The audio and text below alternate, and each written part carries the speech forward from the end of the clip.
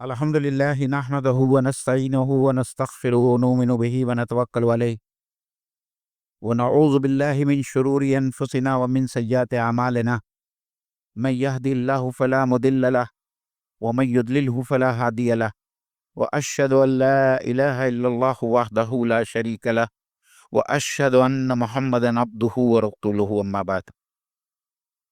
قال الله تبارك وتعالى في القرآن المجيد: اعوذ باللہ من الشیطان الرجیم، بسم اللہ الرحمن الرحیم. وَإِنَّ قَارُونَ كَانَ مِن قَوْمِ مُوسَىٰ فَبَغَىٰ عَلَيْهِمْ. وقال اللہ تبارک وتعالی فی موضع آخر: وقال له قومه احسن كما احسن اللہ الیک ولا تبغی الفساد فی الارض ان اللہ لا يحب المفسدین. صدق اللہ العظیم.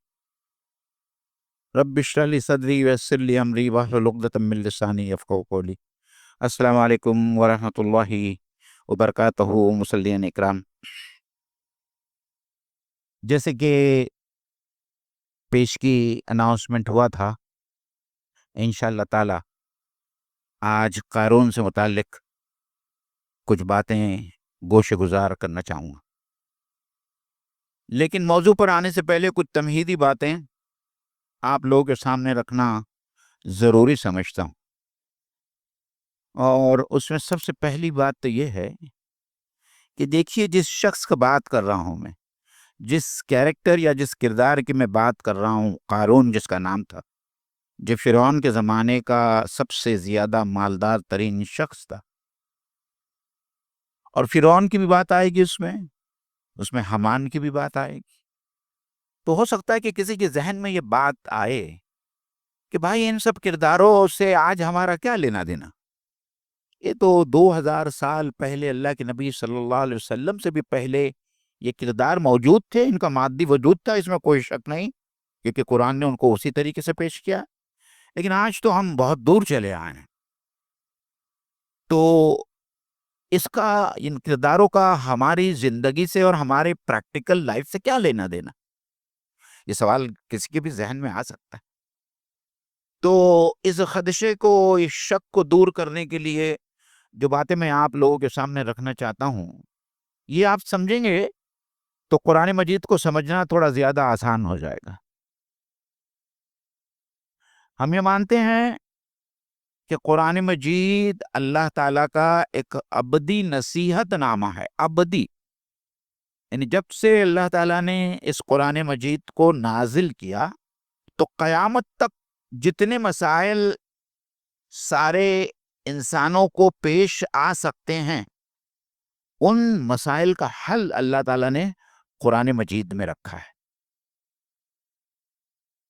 اور یہ جو کردار ہیں نا، فرعون ہے، حامان ہے، قارون ہے، یہ تو ختم ہو گئے، لیکن آج بھی انہی صفات، انہی کیریکٹرسٹکس، وہی کردار والے لوگ اس دنیا میں آج بھی موجود ہے جن کے اندر یہ تمام صفات موجود ہیں.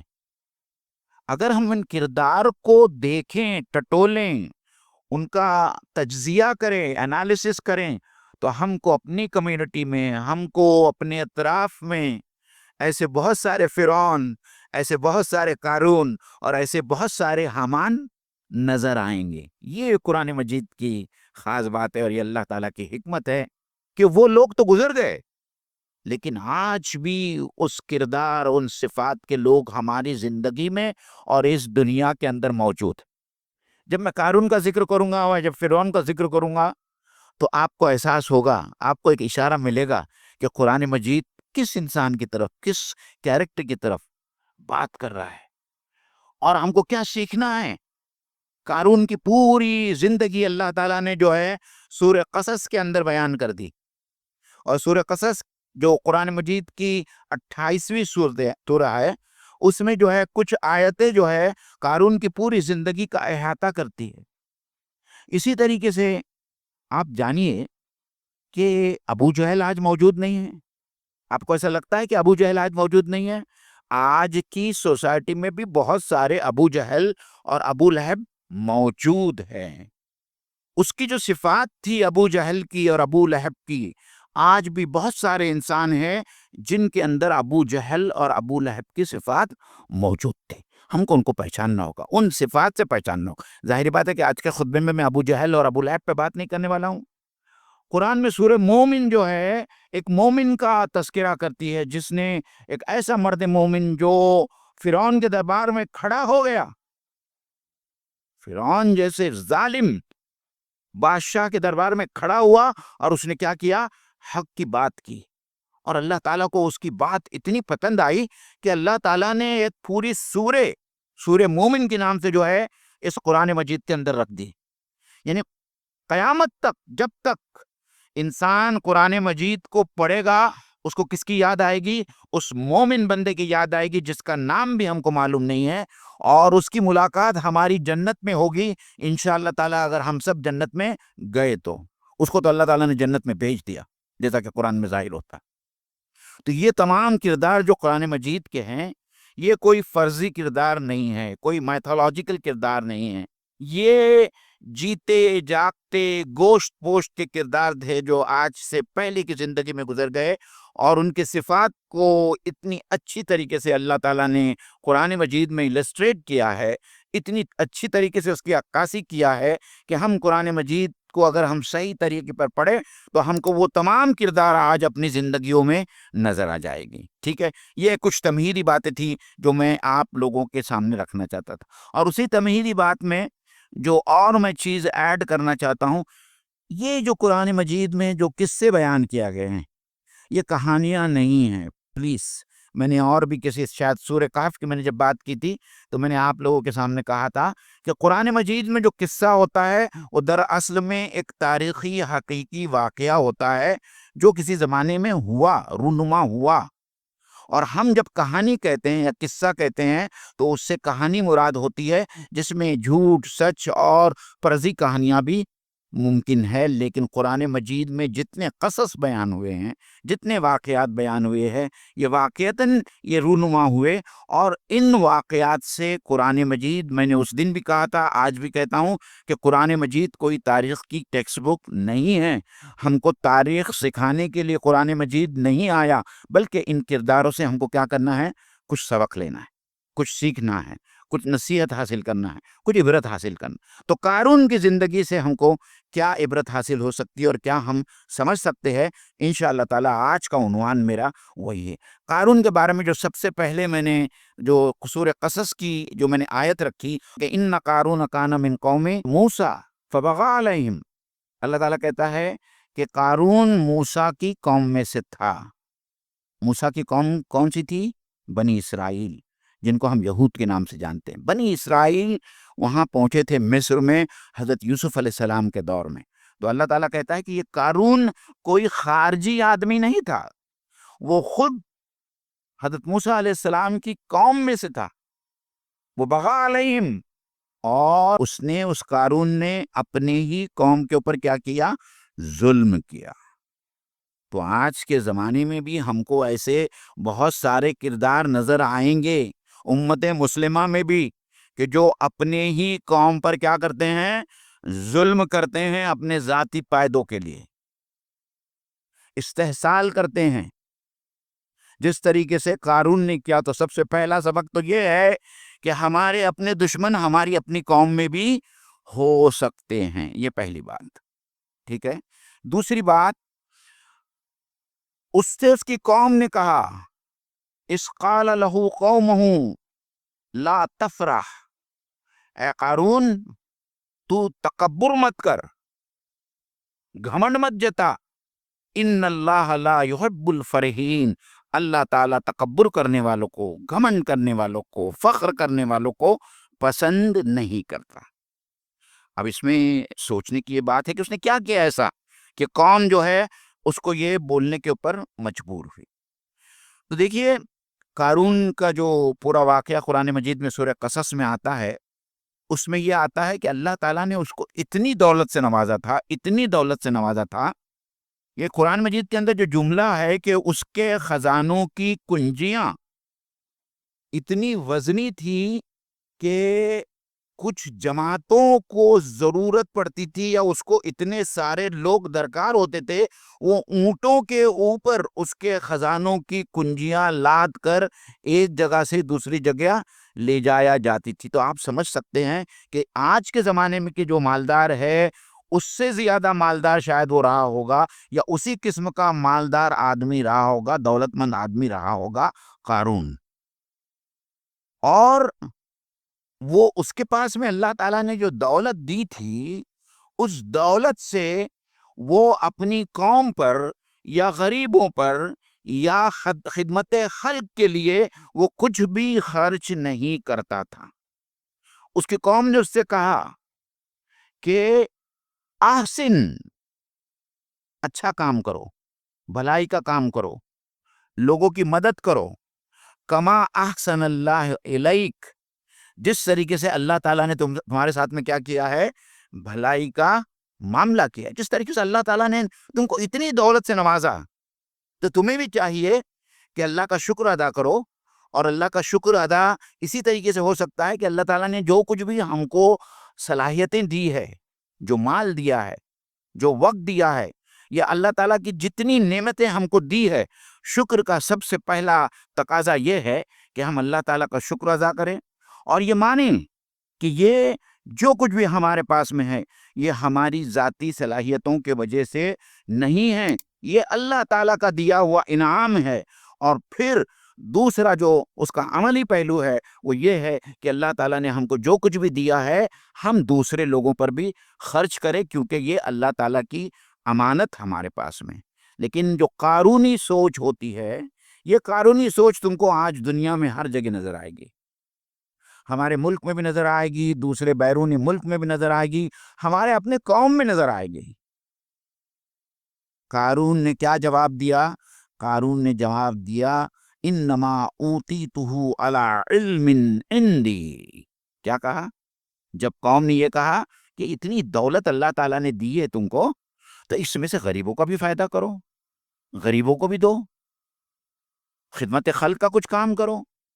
تو اس نے جو جواب دیا نا، یہ جواب، یہ فکر، یہ سوچ، یہ تھاٹ پروسیس آج بھی دنیا کے بہت سارے انسانوں میں، یہاں تک کہ بہت سارے مسلمانوں میں، سب لوگ یہ کہتے ہیں، اس نے جو کہا وہی آج بھی کہتے ہیں کہ انما اوتیتہ، یہ جو کچھ بھی مجھے دیا گیا ہے، علی علم عندی، میرے پاس میں جو علم ہے، میرے پاس میں جو تعلیم ہے، میرے پاس میں جو صلاحیتیں ہیں، یہ سب اس کی دین ہے، اس سے میں نے یہ کمایا ہوں، تمہارا اس کے اندر کچھ حصہ نہیں ہے، لینا دینا نہیں ہے۔ وہ کیا کہنا چاہتا تھا؟ یہ میری پراپرٹی ہے، یہ میری ملکیت ہے، اسے میں جس طریقے سے چاہوں کیا کروں؟ خرچ کروں، جس طریقے سے چاہوں۔ میں چاہوں تو اپنی بیٹی کی شادیوں میں کروڑوں روپیہ خرچ کروں، کروڑ روپیہ، میں جتنا اسراف کرنا چاہتا ہوں میں کر سکتا ہوں، کیونکہ یہ میرا اپنا پیسہ ہے۔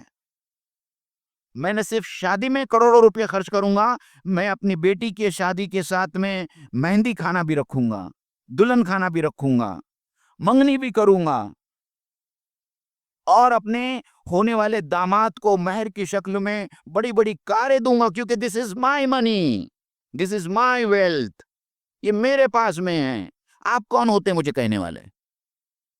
انما اوتیتہ علی علم عندی، یہ فکر، یہ سوچ آج بھی انسانوں میں پائی جاتی ہے، اور ہم دن رات اس کے مناظر اور ان تجربات سے گزرتے ہیں۔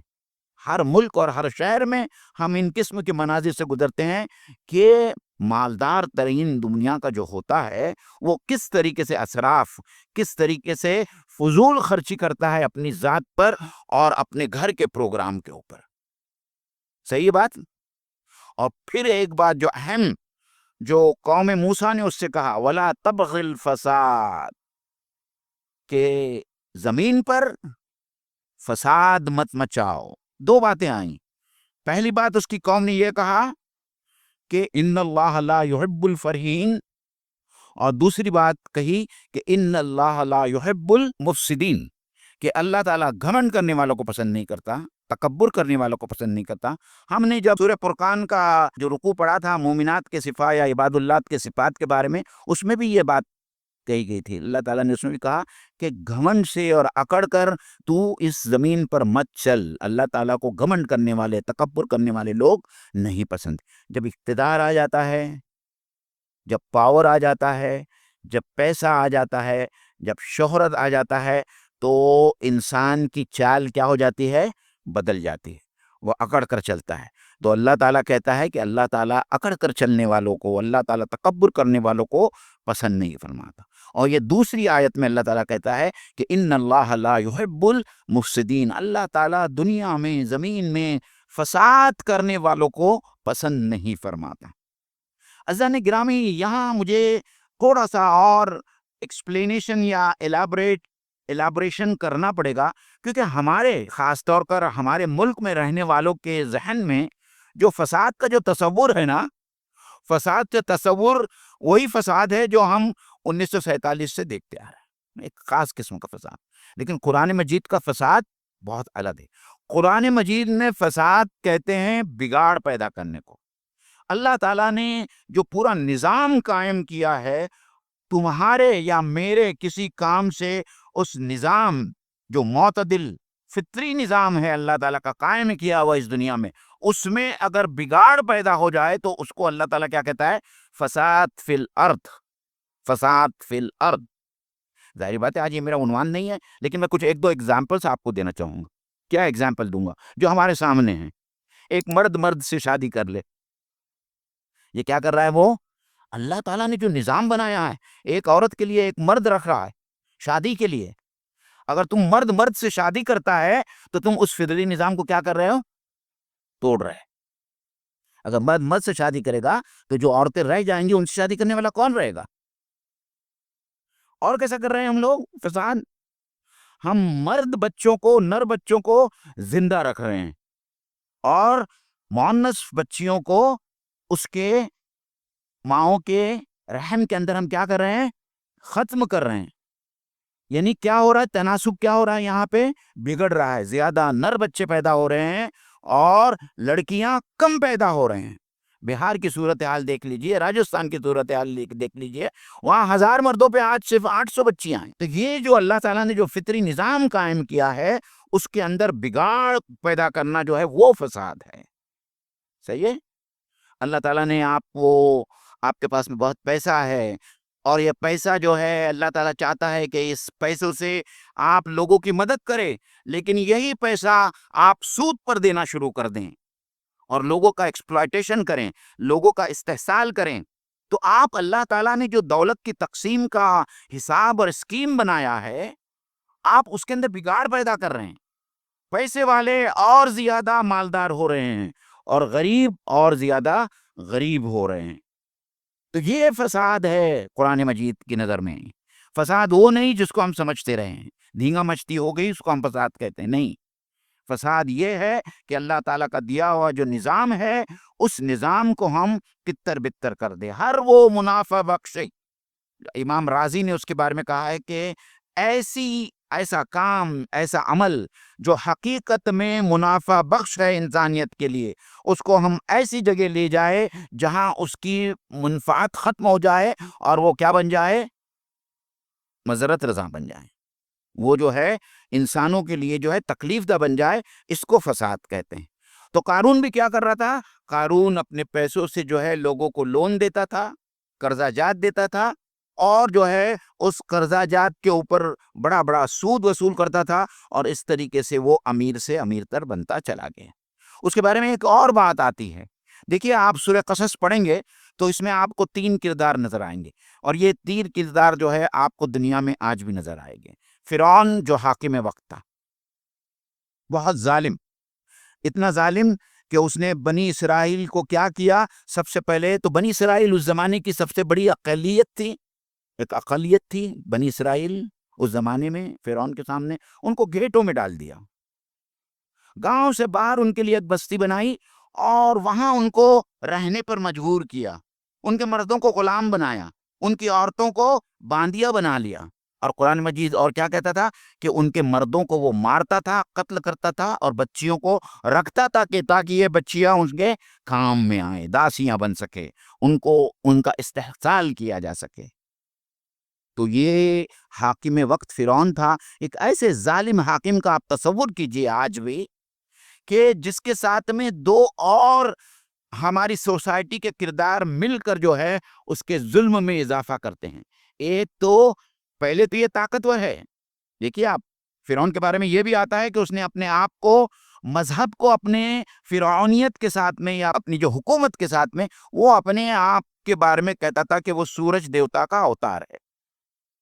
تو جو حاکم وقت ہوتا ہے، جو اقتدار پہ ہوتا ہے، وہ مذہب کو اپنی سیاست کے اندر کیا کر لیتا ہے، ملا لیتا ہے، تو وہ اور زیادہ پاورفل بن جاتا ہے، اور زیادہ پاورفل بن جاتا ہے۔ پھر وہ اپنے ساتھ میں دوسری جو طاقت اس کو چاہیے، سب سے بڑی طاقت، وہ کیا چاہیے اس کو؟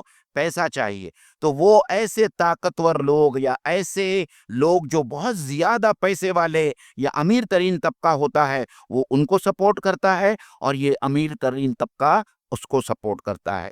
تو یہ ایک دوسرے کے کیا بن جاتے ہیں؟ بھاگیدار بن جاتے ہیں، حصے دار بن جاتے ہیں، کہ امیر ترین دولت مند طبقہ جو ہے اس قسم کے ظالم اقتدار پسند لوگوں کے یا ظالم حکمرانوں کے ہاتھ مضبوط کرتے ہیں، اور یہ ظالم حکمران جو ہے کس کے ہاتھ مضبوط کرتے ہیں؟ ایسے دولت مند ساتھیوں کے جو ان کے ساتھ میں دیتے ہیں۔ اور تیسرا نام جو آیا ہے وہ حامان کا، جو اس کا مشیر خاص تھا، تھنک ٹینک جس کو کہتے ہیں ہم۔ حامان جو تھا اس کا مشیر خاص تھا۔ تو آپ آج کی سیاست میں بھی دیکھیں گے، دنیا بھر میں دیکھیں گے آپ میں، ایک ظالم جو ہے حاکم وقت ہے، اس کے ساتھ میں دولت مند لوگ ہے، اور اس کے ساتھ میں ایک پوری مشورہ دینے والوں کی باڈی ہے، تھنک ٹینک کی باڈی ہے، اور یہ تینوں مل کر دنیا کے انسانوں پر ایسے مظالم ڈھاتے ہیں، ایسے مظالم ڈھاتے ہیں کہ آج عام لوگوں کا، غریبوں کا رہنا اس دنیا میں کیا ہو گیا ہے؟ مشکل ہو گیا ہے۔ تو سورہ قصص میں یہ جو تین کردار اللہ تعالیٰ نے پیش کیا ہے، ایسا نہیں ہے کہ آج سے 2000 اور 3000 سال پہلے یہ کردار تھے، یہ کردار آج بھی ہے، اور اس کردار سے ہم کو سیکھنا ہے، کچھ عبرت حاصل کرنا ہے، اور اس کے ساتھ میں ہم کو کیا کرنا ہے، اس کا یہ کیا ہے، مطلب ہمارے لیے لائے عمل کیا ہے، ہمارے لیے پریکٹیکل پوائنٹ کیا ہے، وہ ہم کو سیکھنا ہے۔ اس میں دو چیزیں میں آپ کو بتاتا چلوں گا کہ یہ جو ایسے مالدار قسم کے قارون والے جو لوگ رہتے ہیں، قارون جیسے لوگ رہتے ہیں، یہ نہ صرف اسراف کرتے ہیں، فضول خرچی کرتے ہیں، تکبر کرتے ہیں، اور زمانے میں فساد پیدا کرتے ہیں، ساتھ میں یہ بڑے بخیل ہوتے ہیں، بخیل ہوتے ہیں، کنجوس ہوتے ہیں۔ یہ نہیں چاہتے کہ ان کی دولت غریبوں پر خرچ کی جائے، اور اس کی وجہ وہی ہے جو میں نے آپ سے پہلے کہی۔ یہ سمجھتے ہیں کہ یہ ان کی اپنی دولت کمائی ہوئی ہے اپنے ہاتھوں کی اور اپنی صلاحیتوں کی وجہ سے، اس لیے کوئی جو ہے اس دولت کا حقدار نہیں ہوتا۔ لیکن اللہ تعالیٰ قرآن مجید میں کیا کہتا ہے کہ فی اموالہم حق للسائل والمحروم۔ یہ اللہ تعالیٰ کا طریقہ ہے، یہ اللہ تعالیٰ کا حکم ہے کہ ان کی اموال میں، کس کے؟ جو دولت مند ہے، وفی اموالہم حق للسائل والمحروم، ان لوگوں کا حق ہے جو محروم ہیں اور جو مانگنے والے ہیں۔ تو کوئی مومن جو ہے قارون بن ہی نہیں سکتا، کیونکہ اس کے پیسے کے اوپر اللہ تعالیٰ نے کیا لگا دیا ہے؟ ٹیکس لگا دیا ہے، زکوٰۃ کی شکل میں، انفاق کی شکل میں۔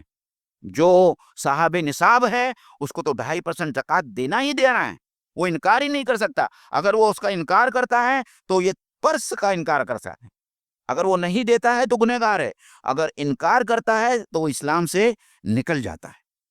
تو جو قارونی جو سوچ ہے وہ بخل کی سوچ ہے، کنجوسی کی سوچ ہے، کہ بھئی میں میرا پیسہ غریبوں کے اندر کیوں دوں۔ پھر اس کے بعد میں اللہ تعالیٰ نے اس کے ساتھ میں کیا معاملہ کیا، قارون کے ساتھ میں کیا معاملہ کیا، آپ پڑھیے سورہ قصص گھر پہ جا کر۔ اس کو دیکھ کے لوگوں کے دل میں بڑا انوی پیدا ہوتا تھا، جب وہ نکلتا تھا بڑے شاہانہ ٹھاٹ باٹ کے ساتھ میں، اپنے پورے لوگوں کے ساتھ میں۔ آپ دیکھتے ہیں کہ کبھی کبھی کوئی بڑا یہ آتا ہے، بڑی شخصیت آتی ہے، تو کس طریقے سے کیا پروٹوکول ہوتا ہے، اس کے آگے پیچھے سائرن بجاتے ہوئے گاڑیاں ہوتی ہے، اس کے آگے پیچھے دوسرے بجاتے ہوئے جو ہے پولیس کے یہ ہوتے ہیں، اس کی کتنی کاریں ہوتی ہیں، تمام ٹریفک کو کیا کر دیا جاتا ہے؟ بند کر دیا جاتا ہے، روک دیا جاتا ہے، اور چاروں طرف پولیس ہی پولیس ہوتی ہے، لوگوں کو سڑک پہ نکلنے کے لیے نہیں دیا جاتا ہے۔ میرے خیال سے میں نے ریگن کا وہ دیکھا تھا جب وہ بمبئی کے اندر آیا تھا، تو وہ جو زینت اللہ تعالیٰ تو 1400 سال پہلے اس قرآن میں کہتا ہے کہ وہ اپنی پوری زینت اور آفتاب کے ساتھ میں جب نکلتا تھا تو غریب لوگ جو تھے ان کے دل میں یہ خیال آتا تھا کاش کہ ہمارے پاس میں بھی قارون جیسی عزت ہوتی، قارون جیسی شہرت ہوتی، قارون جیسا پیسہ ہوتا۔ لیکن کیا کیا اللہ تعالیٰ نے؟